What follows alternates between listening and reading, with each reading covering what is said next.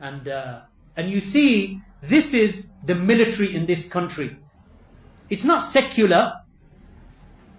This is an Islamic army. It is a Muslim army. Right? And you constantly hear from them, La ilaha illallah, Allahu Akbar, constantly.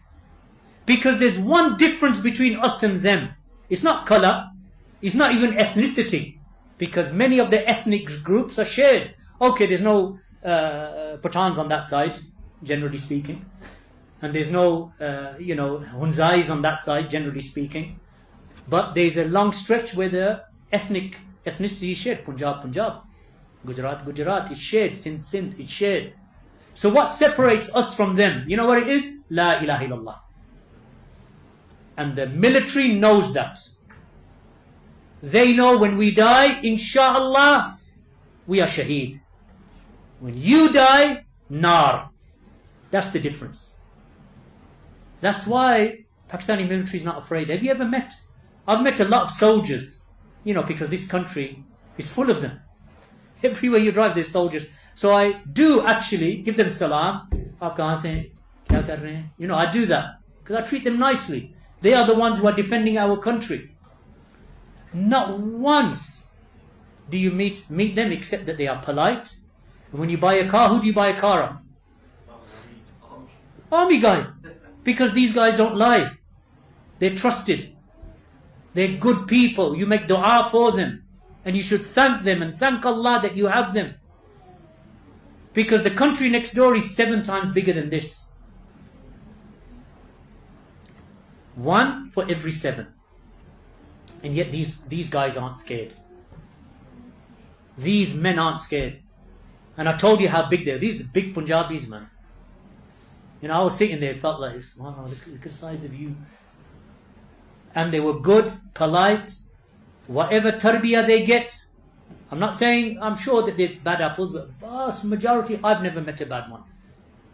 And I do, even when I go to the airport, even when I wind down the window, Assalamu alaikum, kaise? Even when I go past the airport, to give them salam. Right? Because you have to make them know that we value you. Because they will protect, after Allah, they will protect your wives and your children. Because imagine a soldier, he doesn't know you, but he's commanded to protect the civilian population. He stands in your area, he will die before letting someone come into your home. He doesn't even know you. Why is he doing that? Because that's the tarbiyah that he's upon. I'm not going to, this is my duty. It's not like, some of the people you say, yahan se wahan rakhe. And they take it from there and they put it over there. Soldiers don't do that. Soldiers follow commands.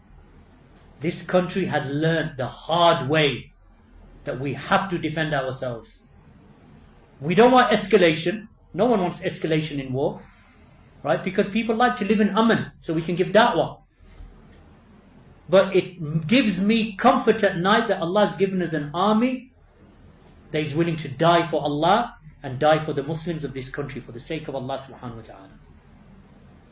So make dua for them. Make dua for them in tahajjud. Make dua for them in your sajda. Make dua for them. And make dua that Allah guides them to kitab and sunnah and tawheed and salafiyah. This is the most powerful Muslim country in the world. If we allow this country to fall, then what's going to happen? This is the most powerful. It's the biggest army, biggest military, best air force. This is this country. We have something to be proud of. My advice to my Indian brothers and sisters who are Muslims, don't bring fitna on yourselves.